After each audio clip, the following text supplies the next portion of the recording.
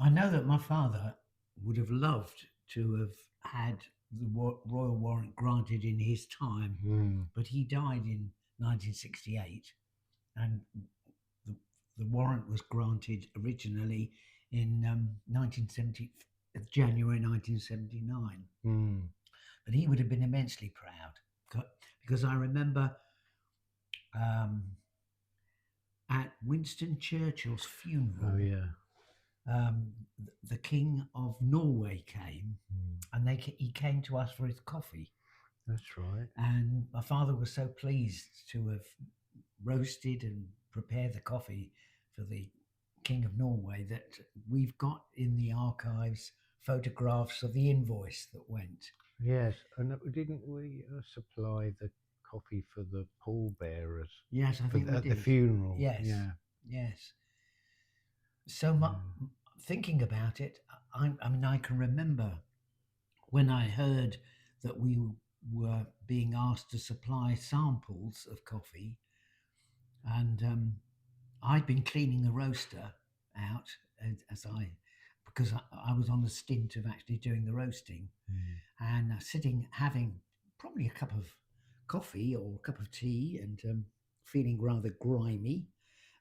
My um, the accountant, Margaret, said, "You know, it's Buckingham Palace on the phone to your sister." Mm. So I wondered what that was, and I heard her coming down the stairs, and the way in which she moved with this agitated, high heeled shoes on those wooden stairs we had. I Mm. knew that it was something Something afoot. important. And then I had to produce a sample according to what they had asked for. And they'd said they couldn't give much information, but they'd been recommended to come to us. Mm. Uh, and it all really began from that one sample. I remember it going off, it was only 454 grams. And I wondered if we would hear anything because people naturally can be, when you're asked for samples, you either hit the nail on the head and people think this is great, or else maybe they like it, but they're not convinced. But this time they were, and we started supplying. I remember being extremely proud, Mm.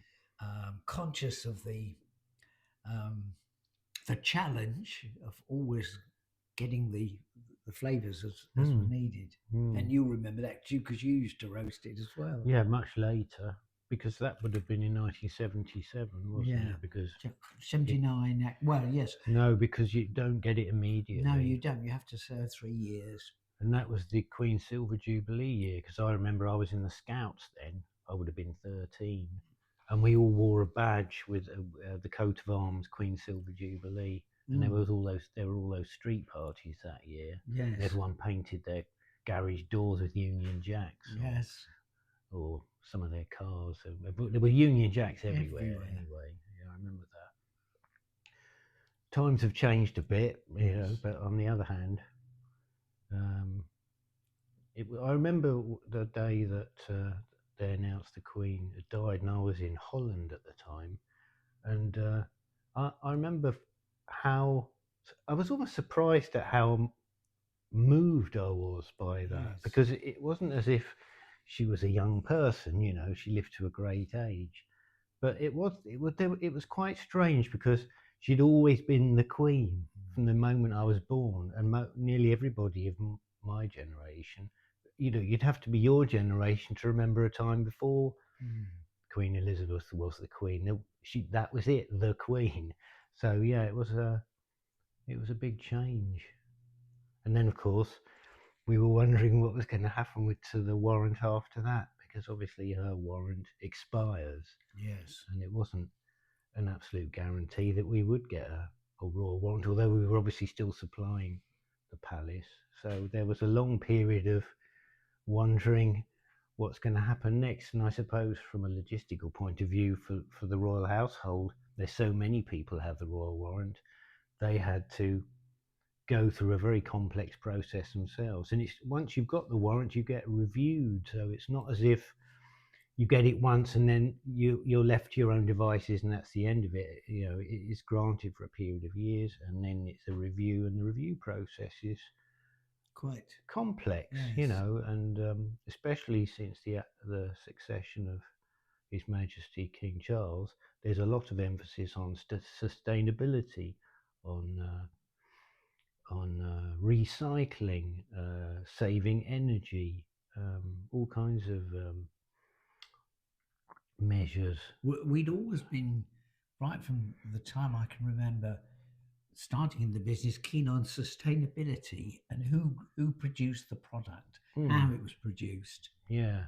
So. But of course, over the years, a lot more information was needed, and you had to fill in quite a challenging form or forms. Hmm. And I think you attended a course, a webinar on. Oh, that was sort of help and advice in how, Yes, in all the information that was required and what the emphasis should be.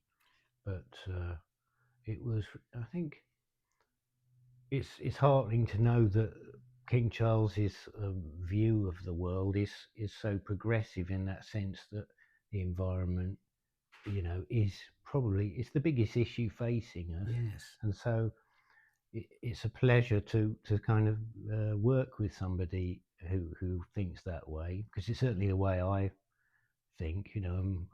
We recycle everything at home as much as possible. We don't try not to throw things away. Food, we use it up. So yes, it's a real